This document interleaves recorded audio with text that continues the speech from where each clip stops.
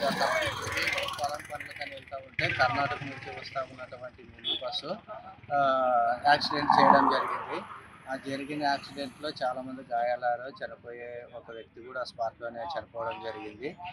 వలస కోసం కూలి పని కోసం వెళ్తున్నటువంటి కర్ణాటక వాళ్ళు అతివేగంగా వచ్చి ఢీకొట్టడం జరిగింది. దీన్ని వెంటనే మన అంబులెన్స్ కానీ పోలీసు వారు స్పందించి హాస్పిటల్కి తీసుకెళ్ళడం జరిగింది.